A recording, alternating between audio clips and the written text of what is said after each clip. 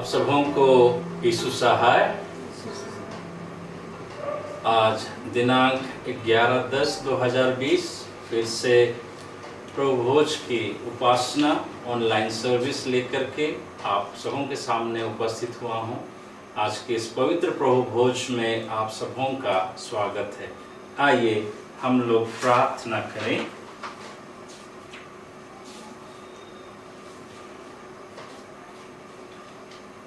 जो दूसरों को क्षमा नहीं करते उनको भी क्षमा नहीं किया जाएगा।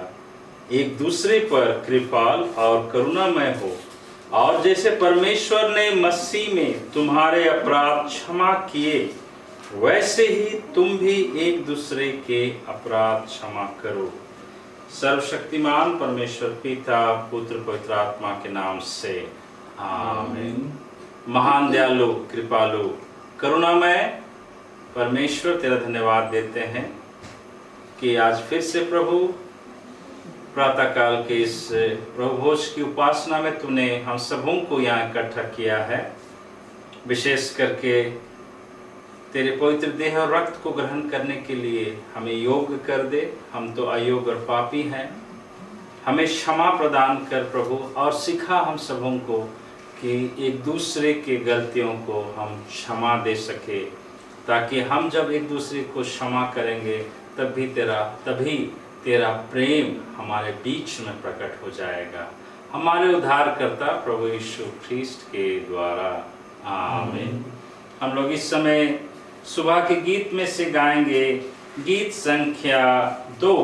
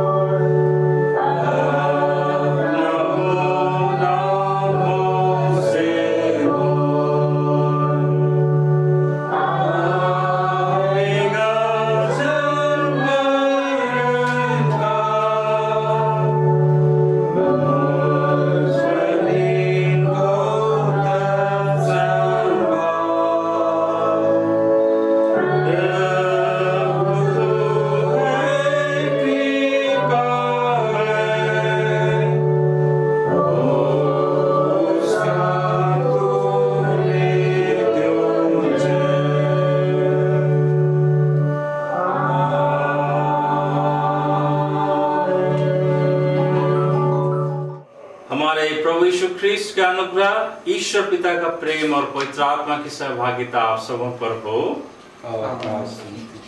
हम एक साथ ये प्रार्थना कहेंगे। हे सर्वशक्तिमान परमेश्वर, तेरे सन्मुख सबके हृदय खुले हैं। तू सबकी अभिलाषाओं को जानता है और तुझसे कोई भी भेद छिपा नहीं है। अपने पवित्र आत्मा की प्रेरणा से हमारे हृदय के विचारों को शुद्ध कर, ताकि हम तुझसे पूर्ण रूप से प्रेम करें और योग्य रीति से तेरे पवित्र नाम की स्तुति करें, हमारे प्रभु यीशु ख्रीस्त के द्वारा। आमीन। परमेश्वर की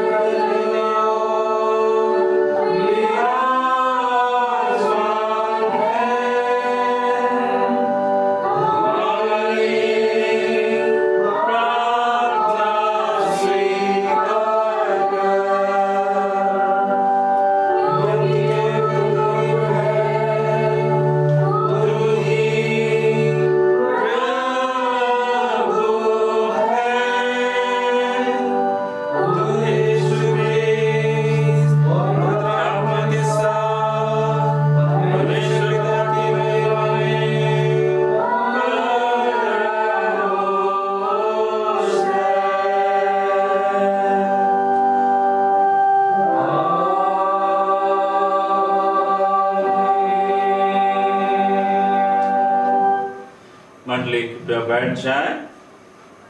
आइए हम प्रार्थना करें। पवित्र आत्मा के अवतरण पर्व के पश्चात 19वां प्रभुवार त्रय का 18वां के बाद 19वां प्रभार और ट्रिनिटी के बाद 18वां। हम प्रार्थना करें। हे अत्यंत अनुग्रहकारी परमेश्वर, तू अति सहनशील और अति उपकारी है। जैसे तूने हम पर दया दिखाई है वैसे ही हम भी दयावंत हो। जैसे तूने हमारे अपराधों को क्षमा किया है वैसे ही हम भी क्षमावान हो। कहीं ऐसा ना हो कि दूसरों पर दया नहीं करने के कारण हम तेरी दया से वंचित हों। हम इसे हमारे मध्यस्थ और पक्षवादी प्रभु यीशु ख्रीस्त के नाम से मांगते हैं, जो तेरे और पवित्र आत्मा के साथ एक परमेश्वर अब और सदा जीता और राज्य करता है। आमीन। हम प्रार्थना करें कि सारे जगत में सुसमाचार फैल जाए। हे परमेश्वर, तूने सब जाति के मनुष्यों को एक ही लहू से सारी पृथ्वी पर वास करने के लिए उत्पन्न किया और अपने धन्य पुत्र को इसलिए भेजा कि जो दूर हैं और जो निकट हैं दोनों को मेल का प्रचार करें। या वर दे कि इस देश के सब लोग तुझे टटोल कर पाएं, और हे स्वर्ग के पिता, उस प्रतिज्ञा को शीघ्र पूरा कर जो तूने की है कि मैं सारे मनुष्यों पर अपना आत्मा उंडेलूंगा, हमारे त्राता यीशु ख्रीस्ट के द्वारा।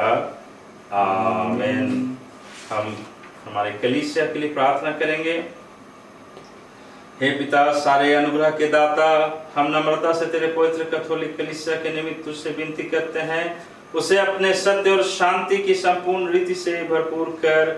जहाँ वो भ्रष्ट है वहाँ उसे शुद्ध कर, जहाँ वो भ्रम में है वहाँ सीधे मार्ग पर उसकी अगुवाई कर, जहाँ कुछ ना ठीक है वहाँ उसे सुधार, जहाँ वह यथार्थ रीति मानती है वहाँ उसे स्थिर और दृढ़ कर, जहाँ अभाव है उसे भरपूर कर, जहाँ विभेद है और फूट पड़ी है वहाँ उसके अन्न बनाव मिटा दे, हमारे प्रभु यीशु ख्रीस्त के द्वारा।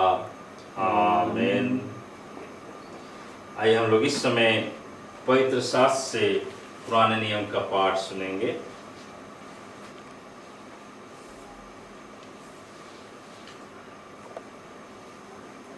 आज के लिए ठहराया गया पहला पाठ है उत्पत्ति नामक पुस्तक, अध्याय 45, पद संख्या 1 से 8 और पद संख्या 15।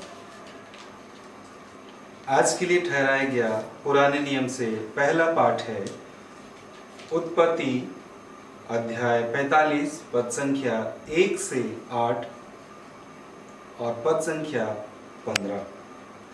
तब यूसुफ उन सब के सामने जो उसके आसपास खड़े थे अपने को और रोक न सका और पुकार के कहा, मेरे आसपास से सब लोगों को बाहर कर दो। भाइयों के सामने अपने को प्रकट करने के समय यूसुफ के संग और कोई ना रहा। तब वह चिल्ला चिल्लाकर रोने लगा और मिस्रियों ने सुना और फिरौन के घर के लोगों को भी इसका समाचार मिला। तब यूसुफ अपने भाइयों से कहने लगा, मैं यूसुफ हूँ, क्या मेरा पिता अब तक जीवित है? इसका उत्तर उसके भाई ना दे सके, क्योंकि वे उसके सामने घबरा गए थे। फिर यूसुफ ने अपने भाइयों से कहा, मेरे निकट आओ। यह सुनकर वे निकट गए। फिर उसने कहा, मैं तुम्हारा भाई यूसुफ हूँ, जिसको तुमने मिस्र आनेहारों के हाथ बेच डाला था। अब तुम लोग मत पछताओ और तुमने जो मुझे यहाँ बेच डाला इससे उदास मत हो, क्योंकि परमेश्वर ने तुम्हारे प्राणों को बचाने के लिए मुझे आगे से भेज दिया है। क्योंकि अब 2 वर्ष से इस देश में अकाल है और अब 5 वर्ष और ऐसे ही होंगे कि उनमें ना तो हल चलेगा और ना अन्न काटा जाएगा। सो परमेश्वर ने मुझे तुम्हारे आगे इसीलिए भेजा कि तुम पृथ्वी पर जीवित रहो और तुम्हारे प्राणों के बचने से तुम्हारा वंश बढ़े। इस रीति अब मुझको यहाँ पर भेजने वाले तुम नहीं, परमेश्वर ही ठहरा।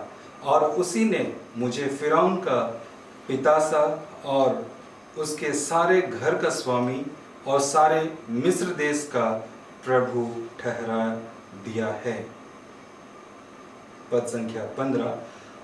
तब वह अपने सब भाइयों को चूमकर उनसे मिलकर रोया और उसके पश्चात उसके भाई उससे बातें करने लगे।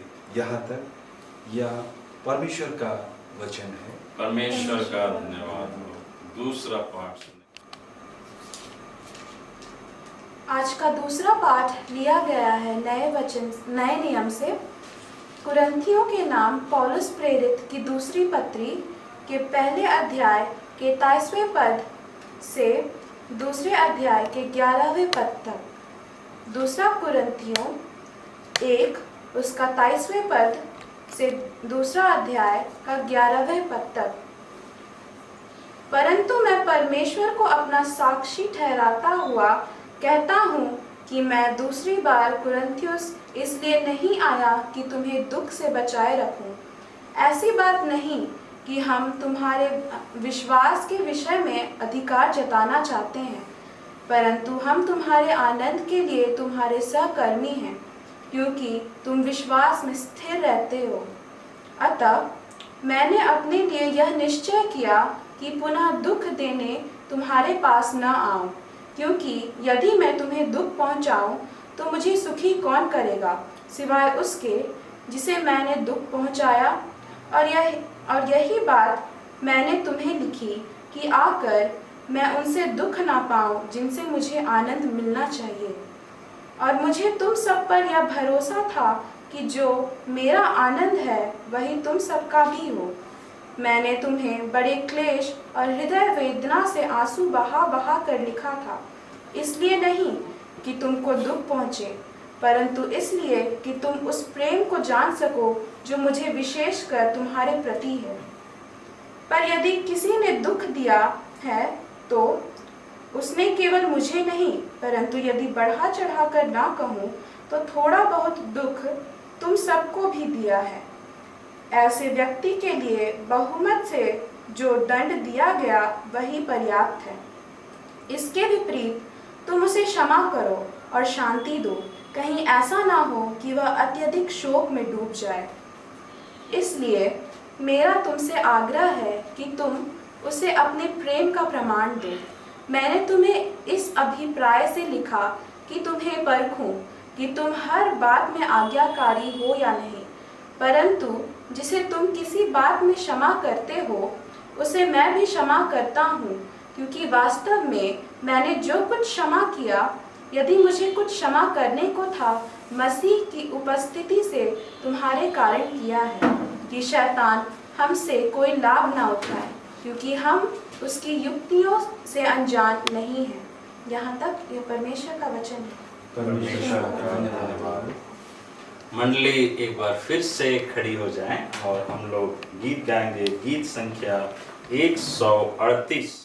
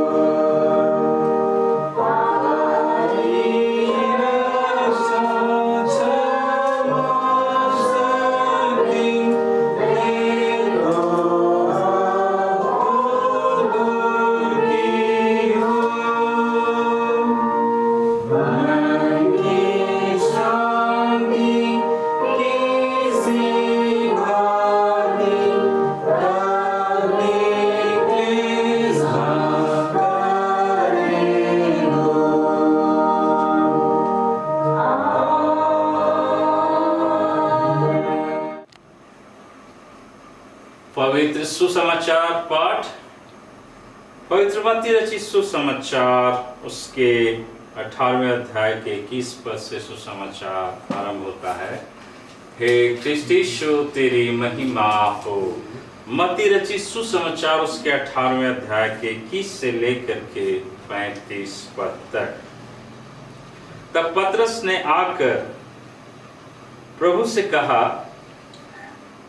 हे प्रभु यीशु, यदि मेरा भाई अपराध करता रहे तो मैं कितनी बार उसे क्षमा करूं? क्या 7 बार तक? यीशु ने उससे कहा, मैं तुझसे यह नहीं कहता कि 7 बार, वरन 7 बार के 70 गुने तक। इसलिए स्वर्ग का राज उस राजा के समान है जिसने अपने दासों से लेखा लेना चाहा। जब वह लेखा लेने लगा तो एक जन उसके सामने लाया गया जो 10,000 तोड़े धारता था। जबकि चुकाने को उसके पास कुछ न था, तो उसके स्वामी ने कहा कि या और इसकी पत्नी और लड़के वाले और जो कुछ इसका है सब बेचा जाए और वह कर्ज चुका दिया जाए। इस पर उस दास ने गिरकर उसे प्रणाम किया और कहा, हे स्वामी, धीरज धर, मैं सब कुछ भर दूंगा। तब उस दास के स्वामी ने तरस खाकर उसे छोड़ दिया और उसका धार क्षमा किया। परंतु जब वह दास बाहर निकला तो उसके संगी दासों में से एक उसको मिला जो उसके 100 दिनार धारता था। उसने उसे पकड़कर उसका गला घोंटा और कहा, जो कुछ तू धारता है भर दे।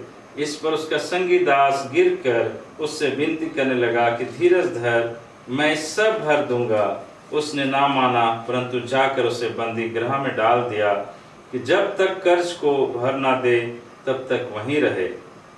उसके संगी दास या जो हुआ था देखकर बहुत उदास हुए और जाकर अपने स्वामी को पूरा हाल बता दिया। तब उसके स्वामी ने उसको बुलाकर उससे कहा, हे दुष्ट दास, तूने जो मुझसे विनती की तो मैंने तो तेरा वह पूरा कर्ज क्षमा किया। सो जैसा मैंने तुझ पर दया की वैसे ही क्या तुझे भी अपने संगी दास पर दया करना नहीं चाहिए था? और उसके स्वामी ने क्रोध में आकर उसे दंड देने वालों के हाथ में सौंप दिया कि जब तक वह सब कर्जा भर ना दे तब तक उनके हाथ में रहे। इसी प्रकार यदि तुम में से हरेक अपने भाई को मन से क्षमा ना करेगा तो मेरा पिता जो स्वर्ग में है तुमसे भी वैसा ही करेगा। या हमारे प्रभु यीशु मसीह का सुसमाचार है। हे प्रभु यीशु, तेरी स्तुति हो। मंडली दया करके बैठ जाएं। प्रार्थना करें। सर्वशक्तिमान परमेश्वर पिता, पुत्र, पवित्र आत्मा के नाम से आमीन। ख्रीष्ट में हमारे प्रिय भाई बहन, हमारे माता पिता, हमारे बुजुर्ग, आज का जो विषय है हमारे दिल को छू लेने वाला, हमारे दिल को स्पर्श करने वाला, दिल को परिवर्तन करने वाला, आत्मा के साथ जो है वो विषय है हमारे बीच में। जो दूसरों को क्षमा नहीं करते उनको भी क्षमा नहीं किया जाएगा। जैसे हिंदी में हम लोग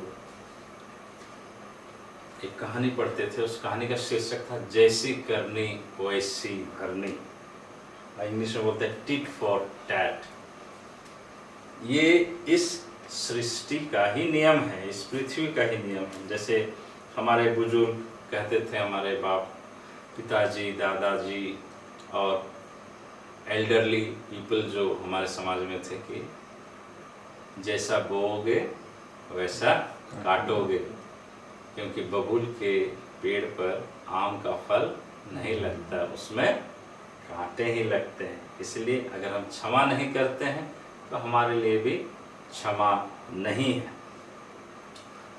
क्षमा का अर्थ क्या है इसको जानना बहुत जरूरी है।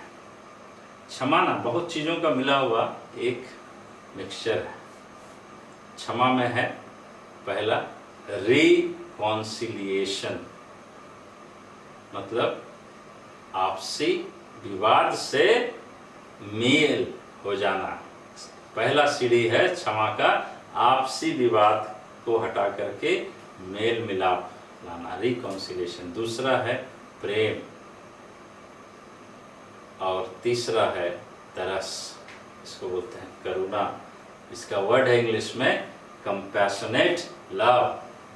तो रिकॉन्सिलेशन, प्रेम और करुणा, तरस, ये चीज का मिक्सचर जब आता है तभी वो क्षमा बनता है, तभी वो क्षमा बनता है।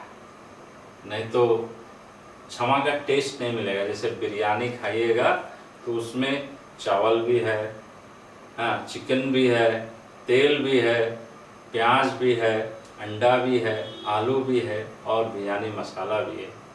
वैसे मसालेदार खिचड़ी जब खाते हैं तो सिर्फ चावल अलग रखिएगा, दाल अलग रखिएगा और हल्दी अलग रखिएगा, तो उसका टेस्ट अलग अलग आप उठाइएगा तो नहीं मिलेगा। लेकिन जब मिक्सचर हो जाता है तो एक बहुत सुंदर टेस्ट ले आता है। वैसे ही क्षमा जो है रिकॉन्सिलेशन, लव और कंपैशनेट लव, इसको बोलते हैं कंपैशन। कंपैशन, रिकॉन्सिलेशन और लव, तीनों का एक मसाला है, मिक्सचर है, जो सिर्फ एक ही जन, एक ही शक्ति हमें दे सकता है, वो है प्रभु यीशु मसीह, जो परमेश्वर की ओर से ये हमारे लिए सुविधा प्रदान किए हैं, क्षमा।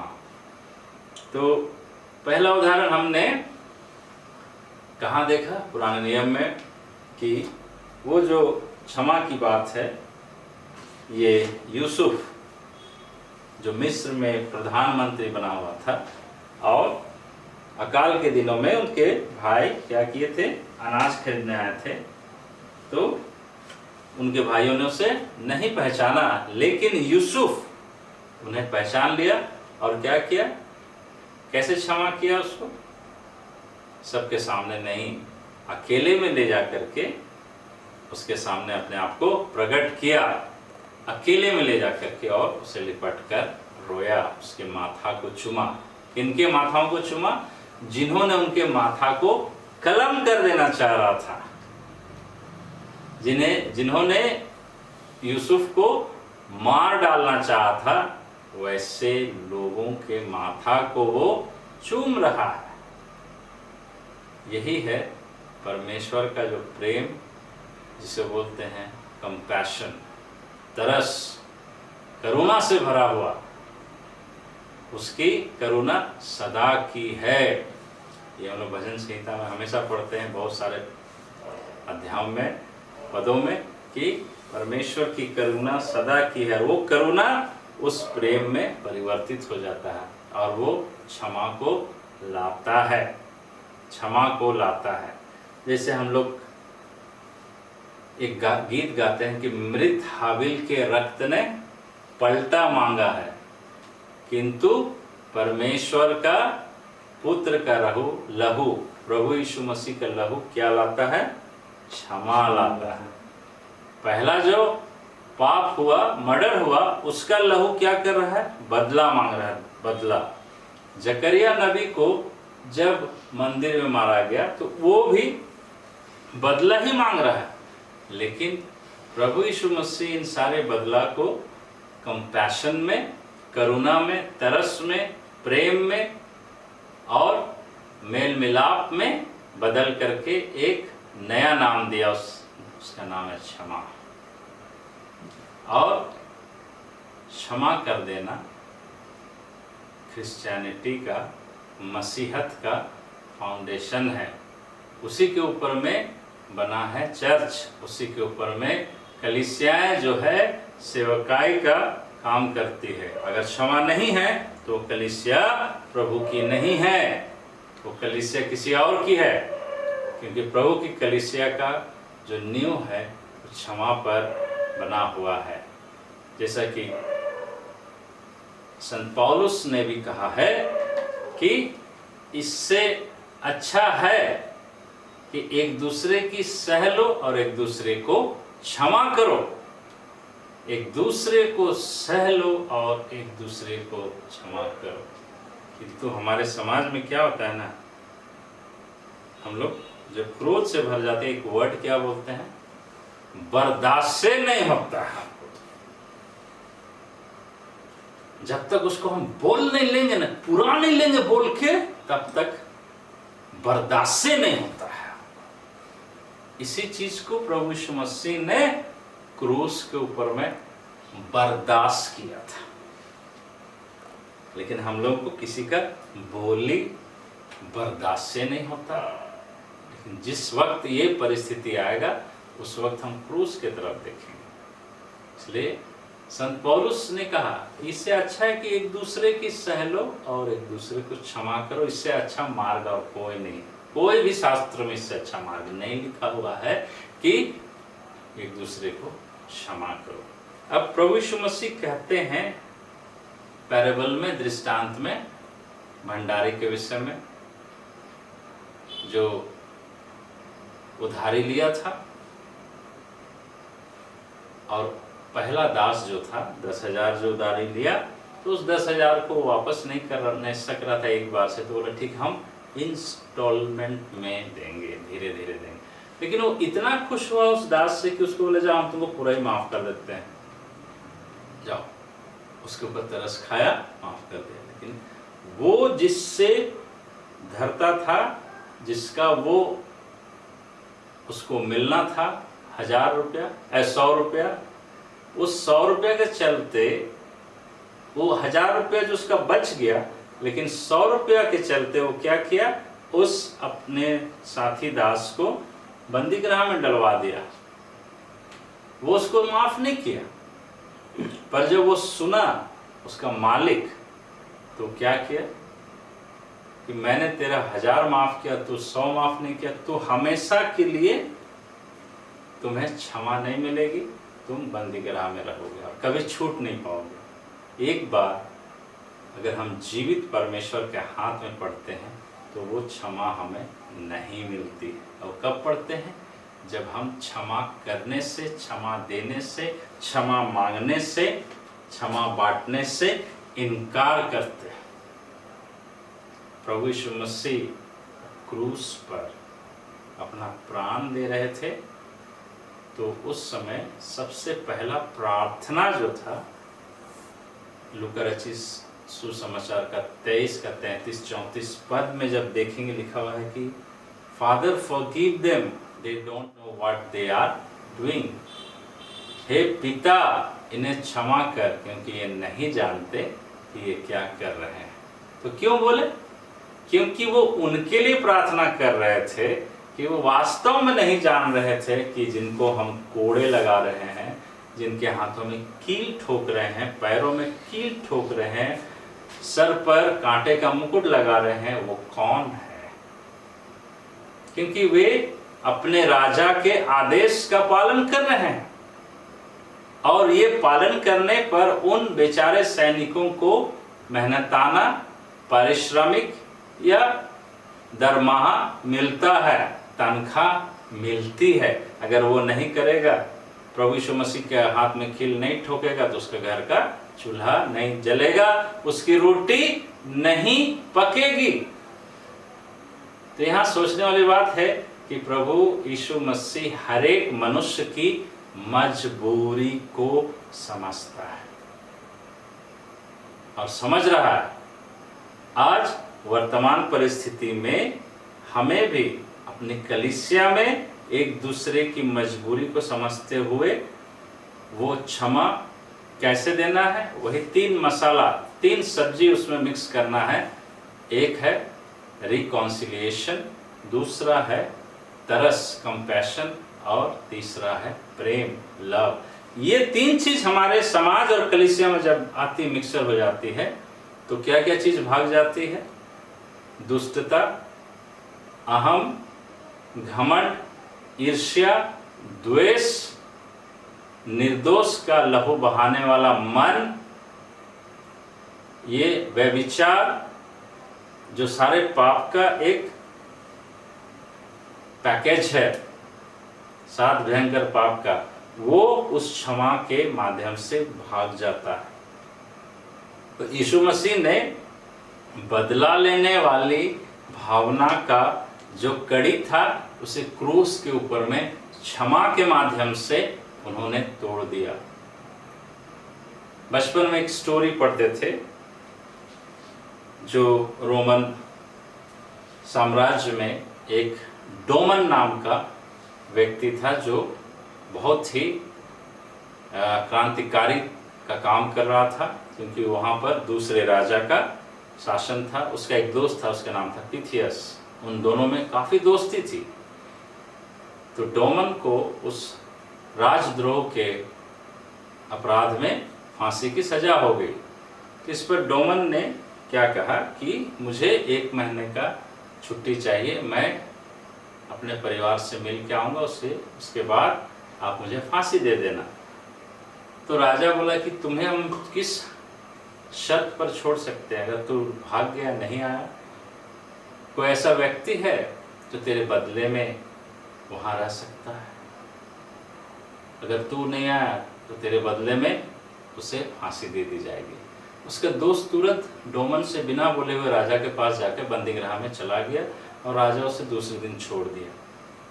तो वो बोला कि कौन ऐसा है जो मेरे बदले में बंदीगृह में रहने को तैयार है? तो जाके मिला, देखा कि उसका दोस्त पिथियस था। उसे लिपट के रोया और बोला कि मैं अवश्य ही 1 महीने के अंदर में वापस आ जाऊंगा। तो बोला नहीं यार, तू चले जा, तू चला जा यहाँ से, मेरी चिंता छोड़ दे। वो चला गया। जब वापस लौट रहा था तो समुद्र में तूफान आने लगा, जिसके कारण से 1 महीना बीत गया और उसका जहाज दूसरे रास्ते पर चला गया। उसको आने में देर हो गई, लेकिन तब तक समय हो गया था और राजा बोला कि अब कल का दिन फांसी का है और पिथियस को फांसी दे देनी चाहिए, क्योंकि वो अपने दोस्त डोमन के बदले में कैद है, जिसके ऊपर में फांसी की सजा नियुक्त की गई है। तो फिर क्या हुआ कि फांसी वाले जगह पे उसे जब ले जाया गया और उसके गले में जैसे पट्टा डालने लगा था फांसी का, वो रस्सी डालने वाला था, to be hang till death के लिए, तो एक दूर से आवाज आने लगी कि रोको रोको, फांसी रोको, मैं आ गया, मैं आ गया। देखा कि डोमन दौड़ता हुआ चला आ रहा है और वो जा करके वो फांसी का फंदा उसके गले से निकाल के अपने अंदर में डाल लिया। पर पिथियस ने बोला नहीं, समय गुजर चुका है, इस फांसी का हकदार मैं हूँ। देखो डोमन, तुम्हारा जीवन यहाँ इस यूनान के राज्य के लिए बहुत कीमती है, तुम एक साहसी इंसान हो, तुमको अपने लोगों को मोटिवेट करना है, उसे एकता में लाना है, इसलिए मुझे मरने दो। बोला नहीं नहीं, मेरे ऊपर अपराध साबित हुआ है, मुझे मरना है। दोनों आपस में मरने के लिए, फांसी लगने के लिए, बलिदान के लिए तैयार हो गए। तब वो राजा वहाँ देखा, राजा की आंख में आंसू आ गया और वो बोला कि दोनों में से किसी को फांसी नहीं दी जाएगी। तुम्हारे इस प्रेम, तुम्हारे इस संधि ने, तुम्हारे इस कंपैशन ने मेरी आंखें खोल दी और आज से इस राज्य में कोई भी गुलाम नहीं है और किसी को भी फांसी की सजा नहीं होगी। तो ये प्रेम, रिकॉन्सिलेशन, त्याग, तरस, ये चीज़ें मनुष्य के जीवन को बदल देती है। आज हमारे मसीही कलीसिया में, चाहे वो किसी भी डिनोमिनेशन का हो, किसी भी चर्चेस का हो, हर एक चर्च का नींव जो है वो और उसका धर्म जो है वो क्षमा से आरंभ होता है और क्रूस पर क्षमा से ही अंत होता है, ताकि हम सभी प्रभु यीशु मसीह के द्वारा क्षमा किए जाएं और बचाए जाएं, ताकि हम जब दूसरों को क्षमा करेंगे तभी हमें क्षमा मिलेगी।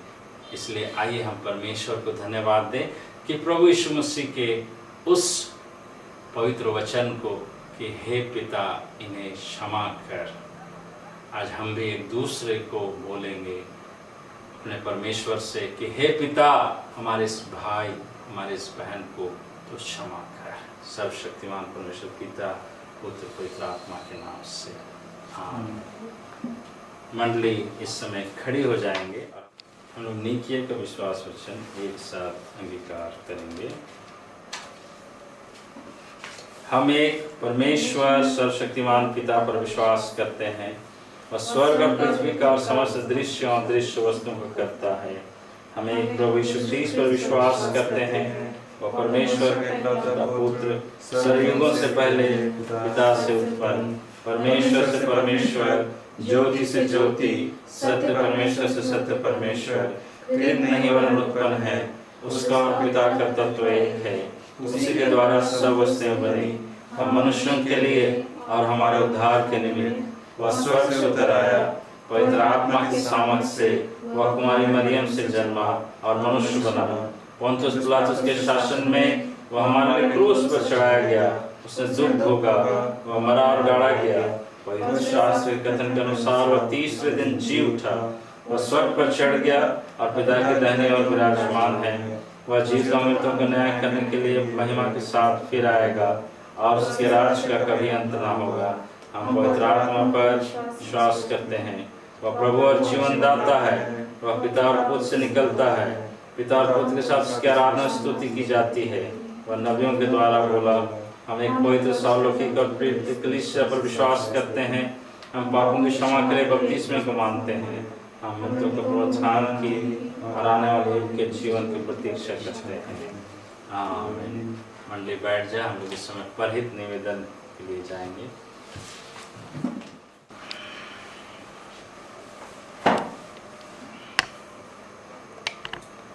हम समस्त मानव जाति के लिए प्रार्थना करें और अपनी प्रार्थनाओं को प्रभु यीशु ख्रिस्त के निवेदन के साथ साथ अर्पित करें। हे पिता, हम प्रार्थना करते हैं कि समस्त संसार में न्याय और शांति स्थापित हो और प्रत्येक व्यक्ति भरपूर जीवन प्राप्त करे। हे दयावान प्रभु, हमारी प्रार्थना सुन। उन सब लोगों के लिए जो इस गांव नगर में रहते हैं, उन सब बातों को दूर करने के लिए जिनसे आपसे फूट और झगड़े होते हैं, और हमारे देश में सच्ची एकता की बढ़ती के लिए। हे दयावान प्रभु, हमारी प्रार्थना सुन।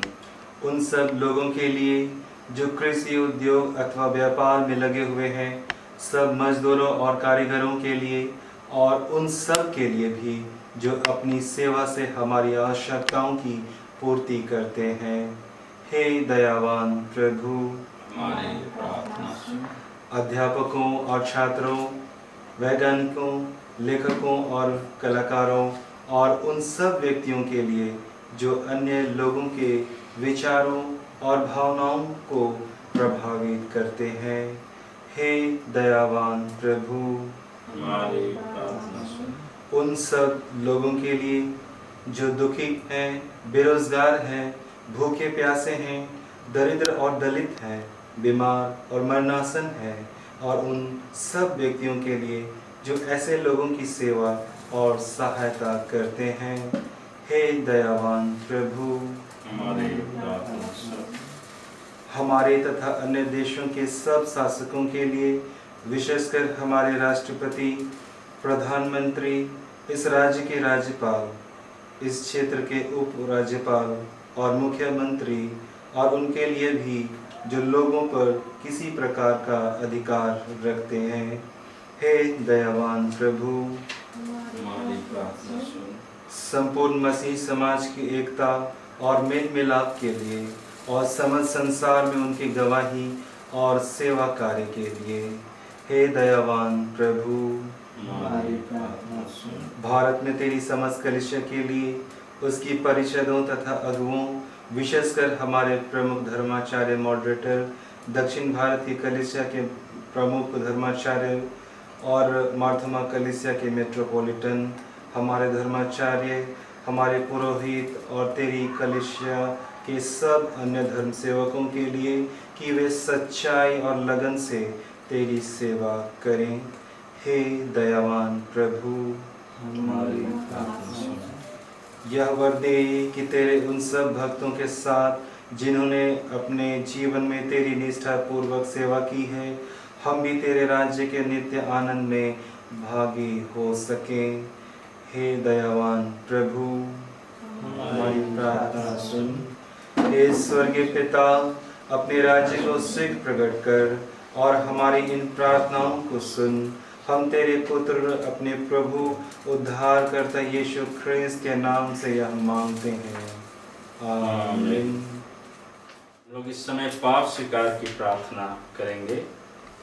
क्रम संख्या 18 पेज नंबर 23। हम ये प्रार्थना करेंगे। परमेश्वर ने संसार से ऐसा प्रेम रखा कि उसने अपना इकलौता पुत्र यीशु ख्रीस्त दे दिया कि वह हमें पापों से बचाए, स्वर्ग में हमारे लिए निवेदन करता हो और हमें शाश्वत जीवन में पहुंचाए। इसलिए हम पश्चाताप और विश्वास के साथ अपने पापों का अंगीकार करें। हम परमेश्वर की कृपा से उसकी आज्ञाओं का पालन करने का और सब लोगों के साथ मेल मिलाप और प्रेम से रहने का दृढ़ संकल्प करें। एक साथ कहेंगे, हे सर्वशक्तिमान परमेश्वर, हमारे स्वर्गीय पिता, हमने मन वचन और कर्म से तेरे विरुद्ध और एक दूसरे के विरुद्ध पाप किया है। हमने अपने अज्ञानता और दुर्बलता के कारण और जानबूझकर भी बुराई की है और भलाई करने में असफल रहे हैं। इन सब पापों के लिए हम सचमुच खेदित हैं और अंतःकरण से पश्चाताप करते हैं। तेरे पुत्र यीशु ख्रीस्त ने हमारे लिए अपने प्राण दिए, उसी के कारण हमने जो पाप किए हमको क्षमा कर और यह वर दे कि भविष्य में हम नया जीवन पाकर सदा तेरी सेवा करें, ताकि तेरे पवित्र नाम की महिमा हो, आमीन। सर्वशक्तिमान परमेश्वर उन सबको क्षमा करता है जो एक दूसरे को क्षमा करते और सच्चा पश्चाताप करते हैं। वह हम सबों पर दया करे, हमारे सब पापों को क्षमा करे, उनसे हमको छुटकारा दे, सब भले कामों में हमें स्थिर और सबल करे और शाश्वत जीवन बनाए रखे, हमारे प्रभु यीशु ख्रीस्त के द्वारा, आमीन। परमेश्वर का धन्यवाद हो। एक साथ कहेंगे, हम सब मिलकर ख्रीस्त की देह हैं। हम सब ने एक आत्मा द्वारा एक देह में बपतिस्मा लिया है। हम ऐसे कार्यों में संलग्न रहे जिनमें शांति मिलती है और एक दूसरे का निर्माण होता है। प्रभु की शांति सदा आपके साथ रहे। हम लोग एक दूसरे को शांति अभिवादन करें। क्षमा और प्रेम के साथ शांति को बांटे एक दूसरे के साथ। हम लोग इस समय जो है दान के गीत से पहले अपनी जो दान की थैली है या दान का जो भी प्लेट है उसे तैयार रखेंगे और इस समय हम लोग अपने कलीसिया के लिए दान अर्पण करेंगे। आइए हम लोग इस समय दान के लिए गीत गाएंगे। गीत नंबर 365, गीत संख्या 365।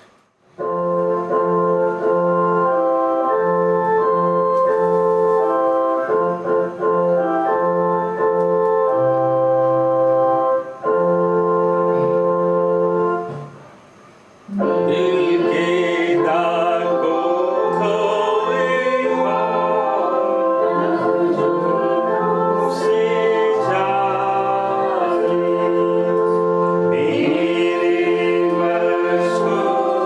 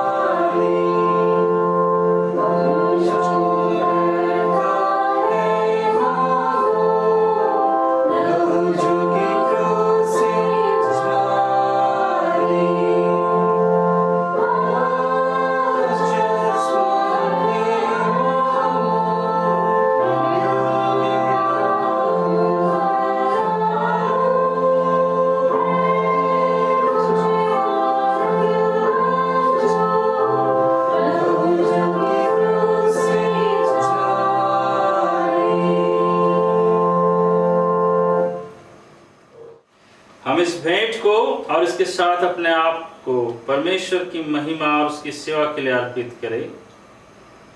एक साथ क्रम संख्या 27 की प्रार्थना करेंगे।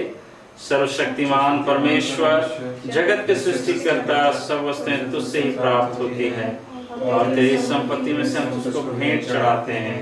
हम तुझसे विनती करते हैं कि तू इस दान, रोटी, दाखरस की इस भेंट को अपने नाम की महिमा और अपने लोगों की भलाई के लिए स्वीकार कर, हमारे प्रभु यीशु ख्रीस्त के द्वारा। आमीन। प्रभु यहाँ उपस्थित है। हमारे साथ अपने मन स्वर्ग की ओर उठाओ। हम उनको प्रभु की ओर उठाते हैं। हम अपने प्रभु परमेश्वर को धन्यवाद दे। उसका धन्यवाद और स्तुति करना उचित है। हम लोग प्रभु संस्कार का वो संक्षिप्त अनुष्ठान है। प्रभु संस्कार का वो संक्षिप्त अनुष्ठान हम लोग उपयोग में लाएंगे। प्रभु में प्रिय भाइयों और बहनों, पवित्र प्रभुज की स्थापना के वचन ध्यान से सुनो। जैसा संत पौलुस के कुरिन्थ नगर की कलीसिया को अपने प्रथम पत्र में लिखा है, जो परंपरा मैंने तुम्हें सौंपी है वह मुझे प्रभु से प्राप्त हुई थी। जिस रात प्रभु यीशु पकड़वाया गया, उसने रोटी ली, धन्यवाद देकर तोड़ी और कहा, यह मेरी देह है जो तुम्हारे लिए है, मेरी स्मृति में ऐसा ही किया करो। इसी प्रकार भोजन के उपरांत प्रभु यीशु ने कटोरा लिया और कहा, यह कटोरा मेरे रक्त द्वारा स्थापित नई वाचा है। जब कभी पियो तो मेरी स्मृति में ऐसा ही किया करो।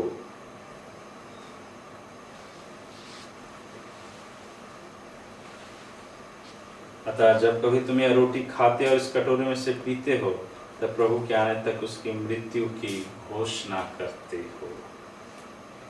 हम प्रभु की प्रार्थना एक साथ कहेंगे। हे हमारे पिता, तू स्वर्ग में है, तेरा नाम पवित्र माना जाए, तेरा राज आए, तेरी इच्छा जैसे स्वर्ग में पूर्ण होती है वैसे पृथ्वी पर भी हो। हमारे प्रतिदिन की रोटी आज हमें दे और हमारे अपराधों को क्षमा कर, जैसे हमने अपने अपराधियों को क्षमा किया है, और परीक्षा में न डाल, परंतु बुराई से बचा, क्योंकि राष्ट्र महिमा और सदा तेरे। आमीन।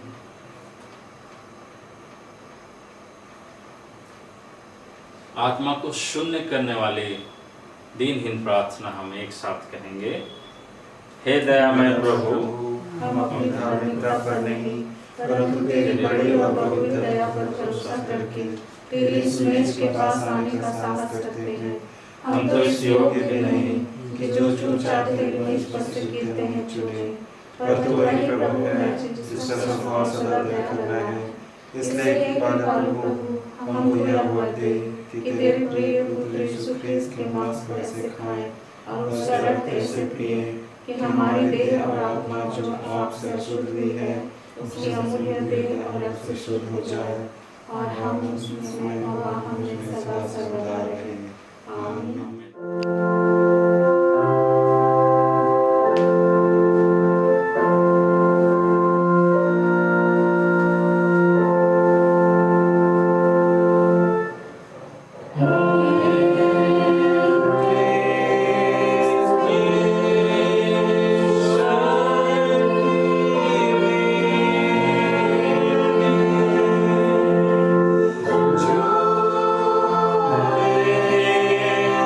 जो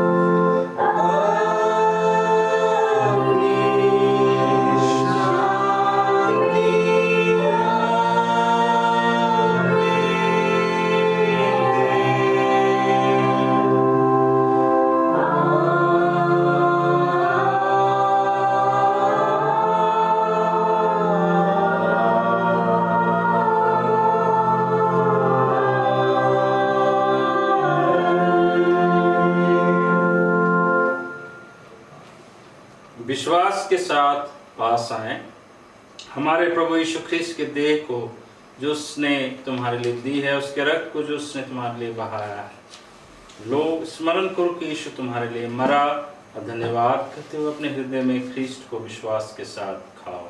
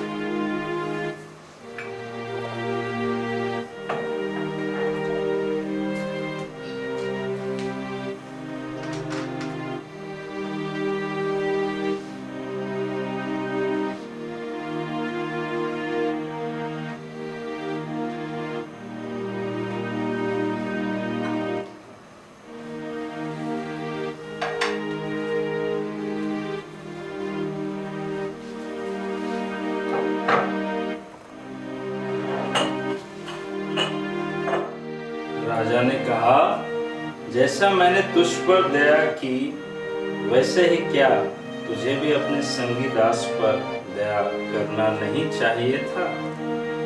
हमने विश्वास के साथ इस पवित्र संस्कार को ग्रहण किया, इसलिए हम परमेश्वर को धन्यवाद दें। एक साथ कहेंगे, हे सर्वशक्तिमान परमेश्वर, हम तुझको धन्यवाद देते हैं कि तूने अपने पुत्र यीशु ख्रिस्त के देह और रक्त के आत्मिक भोजन से हमें तृप्त किया है।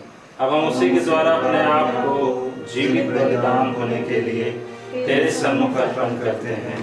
या वह दे कि हम तेरे पवित्र आत्मा के सामर्थ से परिपूर्ण होकर यहाँ से विदा हों और अपने जीवन तथा सेवा के द्वारा हर समय तेरी महिमा करें। आमीन। सूचनाएं। आज दिनांक 11/10/2020 पवित्र आत्मा के अवतरण पर्व के पश्चात 19वां प्रभुवार त्रय का 18वां।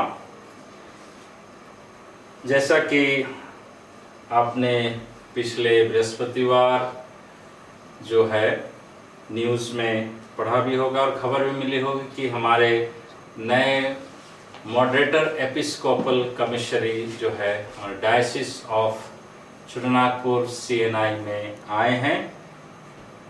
The most reverend doctor P.P. Marandi, bishop of Patna, उन्हें एक अतिरिक्त भार और रिकॉन्सिलिएशन के लिए यहाँ पर परमेश्वर के प्रेम को प्रकट करने के लिए भेजा गया है।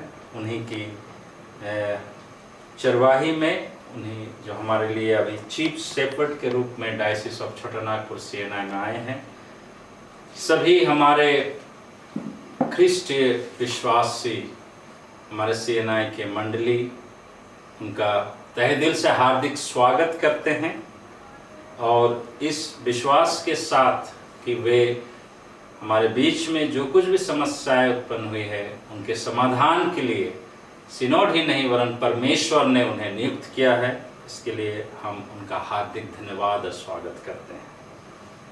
फिर भी इन दिनों चर्च खोलने की बात हो रही है, पर अगर सरकार चर्च खोलती है तो अच्छी बात है। राज्य सरकार के नियमों का पालन करते हुए हम सभी चर्च के अंदर जाएंगे, जो कुछ भी निर्देश दिया जाएगा उसका पालन करेंगे और उसी भांति हम चर्च सर्विस अटेंड करके सर्विस में उपासना में भाग लेकर के अपने अपने घर वापस आएंगे।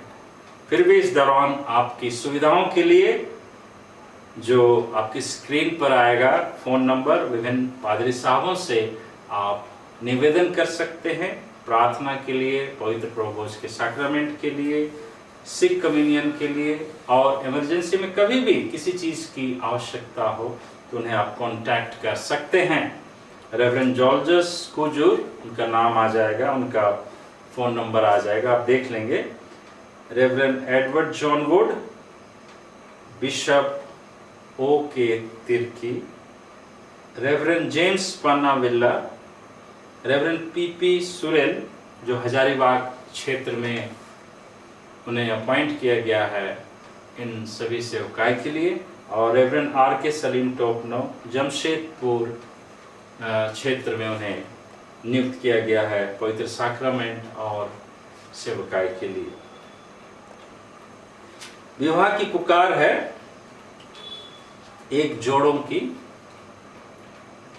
साइमन कोंगाड़ी कुंवारा, जो स्वर्गीय मोनिका कोंगाड़ी और mister Masidas Kongari, Palandu, Namkom, Ranchi, member of Ranchi pastorate CNI का सदस्य।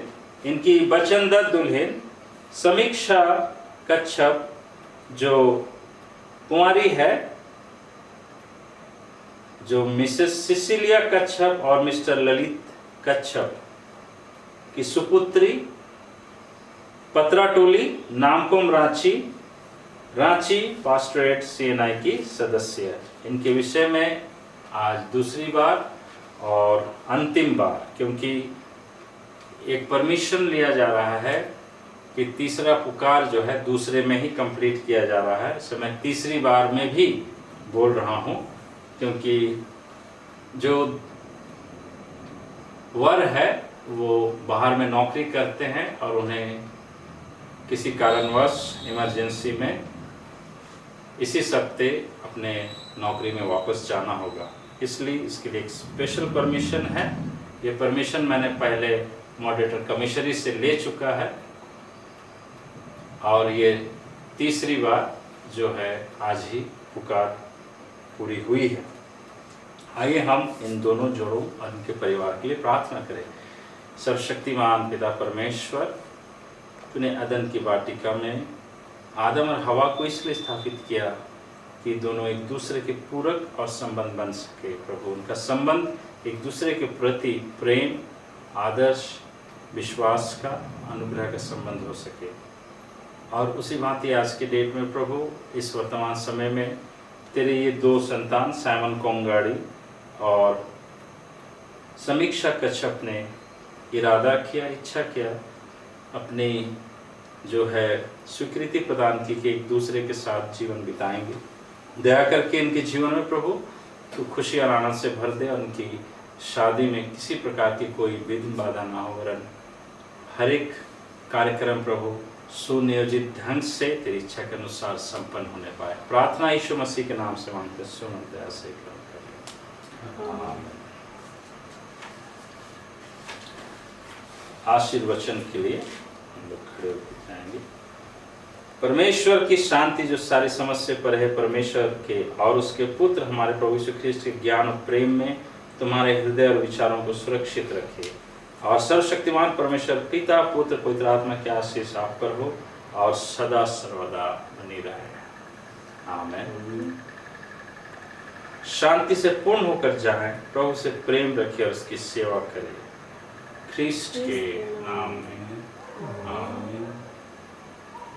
यीशु सहाय, यीशु सहाय। यहाँ पर आज ऑनलाइन आराधना समापन होती है, और इसके बाद आशा करेंगे कि परमेश्वर के मंदिर में हम सभी विश्वासियों के साथ परमेश्वर की उपस्थिति, उसके अनुग्रह में हम लोग सम्मिलित हों। परमेश्वर आप सबों को बहुत से आशीष प्रदान करें। धन्यवाद।